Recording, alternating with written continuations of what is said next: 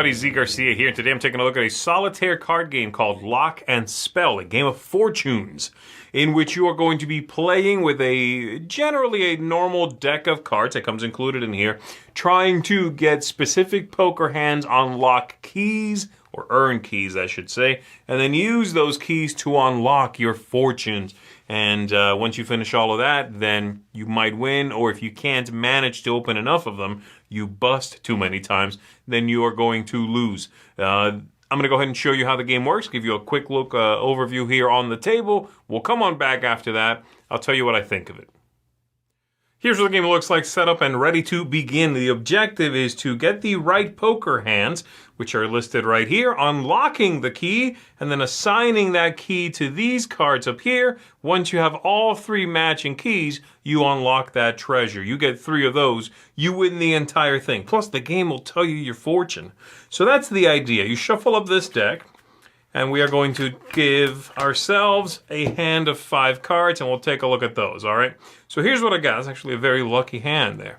So we'll take a look at what we've got out here. So full house is a full house like in poker. The 3 8s and the 2 4s would do it. Some will say large, small, or full. And the meaning of that is small means 3 cards. 3 cards will do it. So like if I had a 4 5 6 here, that would be a small straight. Full would be 4 cards, and a full odd straight would be, say, 3, 5, 7, 9. That would do it, okay? And then, I'm sorry, that full is the whole thing. So the entire, 3, 5, 7, 9, 11, whatever. And then large even over here would be, large is 4 cards, and so that would be 4, 6, 8, 10, okay? So that's the idea. So we take a look at what we've got. If I qualify for one of these, I can claim it right now. I take the card, I put it up there, and I discard. We draw out a new one, and I shuffle up and give myself a new hand of 5. If I don't, then I can choose to use one of these, and I begin with 5 and put it on something to discard and redraw. However, if after I discard and redraw, I first have to check if I qualify for any of the ones that have the beads on them, and if so, oops, I'm going to lose that card, and that bead is going to go away as well. Also, if I, put beads on all of these and still couldn't get a qualifying hand, well, I lose one also. So you need to watch out for that. Where you put the bead matters. Where you are sort of saying, I'll never get that, I don't have to worry about that one.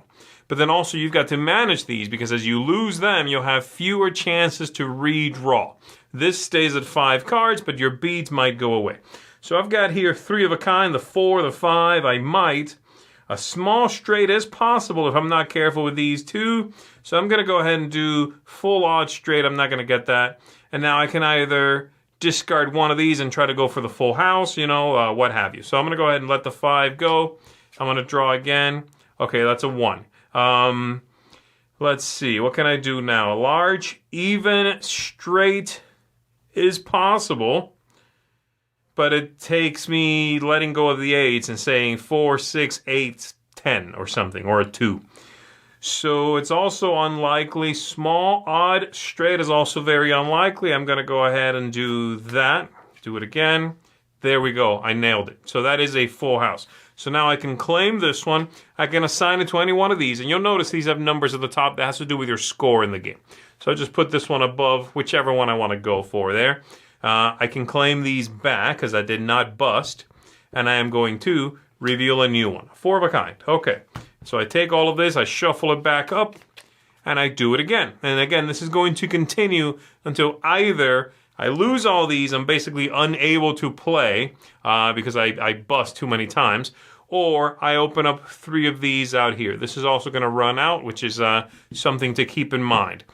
Once I have unlocked one of these, let's say I'm actually able to get these 2 missing keys there, then you reveal this treasure. And it's just a symbol randomly assigned. Let's say I get that one first, and then I was able to open this one up, the mirror, and then I was able to open this one up. The order in which you claim it is important, so you should probably set them aside as you open them. You can actually leave that there and just take this. And then I opened up this one, which means I won. So then we go to the rule book and we check your fortune. You'll see in the rule book here, the second half of the rule book has all of these arrangements of 3 different symbols. So right now I need to look for skull, then mirror. Let me find it here. All right, I'm just looking for it. Here we go. Skull, then mirror, then book. Okay, so that's 51. And it tells me here the 51's not the score, it's just the assortment. And then it tells me here your little fortune, right? So to live in the light of love, one must accept their shadow. Okay, and they're all kind of like that. Not really hard-hitting stuff. But you do score as well. You score based on these, how many of these you've got, that sort of thing. So there you go. That is how Lock and Spell works. Let's go ahead and go back up top. All right, so that is Lock and Spell. Let's go ahead and talk about it. I'm going to start with the positives here. The look and the components in the game are wonderful. They are very high quality. The game looks lovely. It's well made. It's compact. I really like this package. I think this is going to be a very neat conversation piece, as well as just a fun solo travel game. It doesn't require too much space on a table. And in fact, even what I showed you in the overview, you can sort of bring that down. You can compact that down if you are a little more pressed for space. And it's easy to just sort of, most of what you're doing, you're kind of doing in your hand anyway. So that's easy to manage. The game has a fun push your luck vibe to it. This idea of, I need to redraw, I need to put down a token on one of these cards to allow me to do that. But if I run into that condition, I bust. I need to make sure then that the token goes on something that is very far-fetched, that I am not going to get. The very difficult cards to get, the keys that are hard to accomplish, are the ones that are going to unlock the higher number, things up at the top. The 12 takes the hard keys. So there's another sort of level of interest there in which you need to unlock those difficult keys, and it's going to take you a few discards and draws. But in order to do that, you might be putting tokens on the ones that are easier to get, i.e., you might run into them on your way to get the difficult hand, a full house, or whatever, a full straight, what have you. So you need to be careful about when you go for the difficult key, the one that's going to ask something of your entire hand. And I like that push your luck feel. I also like that the game is score-based, meaning once the game is over, assuming you win, if you don't win, you don't score at all, but if you do win, then there is a score to be given. So you're going to get 5 points for each fate token not discarded. Those are the black glass beads. Plus the number of points shown in each opened chest. You're going to get that. Minus 1 point for each key discarded during the game, either from fate penalties or enchanting keys that were not needed, meaning you earned a key. The ones discarded are the ones you put a pebble on, and then you hit that. The enchanted keys not needed is one you earned, and then you didn't need to assign it to anything. You just sort of set it aside. So there is a score, and I like that it's score-driven. I enjoy solitaire games that are not just you win, you lose, but you win, and then how well did you do? Okay, great. I can write that number down somewhere and then see how I did on, future plays. Compare my score to the previous scores. There's also, I saw that the designer, the designer and who I think is a publisher as well, and the artist, I believe, this gentleman by the name of Sam Kennedy, has put out on BGG just a tiny little image, about the size of this, I believe, that has a breakdown of how well you did and sort of based on number ranges. I like that. I wish that was in here, but I do like that feeling above and beyond getting a score of between 20 and 39. You did great. You've approached greatness, that sort of thing. I like that. So you can get that on BGG, like I said, and throw it into your box and have a little something extra to compare how well you did to a chart. Things I did not like as much, or that are just a little draining, a little repetitive, what have you. The game can be a little long. I found it to outstay its welcome by maybe 10 minutes or so. There's also, coupled with that, a lot of shuffling. You are going to be shuffling this game a lot. Though I do like that the deck you are shuffling, that like I said comes included in here, can be replicated with a standard deck of cards, meaning I'll be able to play this game by pulling out a deck of cards that maybe I myself have that I'm not utilizing for anything. I can just take the necessary cards out of that deck and use that as my sort of handling deck. And I enjoy that. I like being that I'll be able to use this game to give some usage to decks I've got sitting around that maybe I like collecting, but I haven't really manipulated much. This will give me a reason to do that in a solitaire fashion. The fortunes thing I found to be a little bit silly, and it's also a little bit of a letdown. I found the writing to not be even as good as like fortune cookies. You know, it's a little too... It was too nebulous. It was too... It just was... They weren't punchy enough. They weren't, you know, even like you're going to meet someone interesting today. There wasn't even anything of that. I'll read you a couple of them, okay?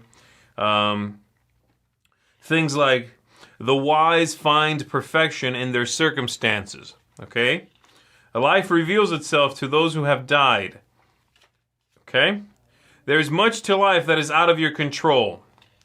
Judge yourself as you judge others. With eyes upon more than one target, your aim cannot be true. Some of those are all right. Like that one is like, okay, sure, I can see that being like your horoscope for the day kind of thing. But some of them are just, it's almost the same stuff too. It's like, dance with uncertainty and always be renewed. A singular ambition can change the world. Well, that one I just read. A singular ambition can change the world is kind of the same thing as with eyes upon more than one target, your aim cannot be true. Those are the same thing. So that's what I mean. They could have been a little wilder, a little more specific, which could have been fun, or just even more sort of insane and wild. As it is, it's a fun little extra touch, but it's kind of weird that half this rule book, literally half of it, is dedicated to that, and they don't have more oomph to them, okay?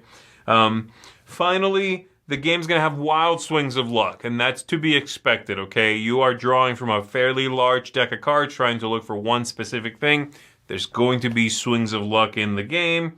And then the writing, the whole small, large, full breakdown of the type of thing you're looking for takes getting used to. Even having played plenty of times now, I'm still like, okay, a large, even straight, that's even straight, so 2, 4, 6, 8, whatever, and then large means 4 of the 5 cards. Small is 3, large is 4, full is the whole 5 card hand.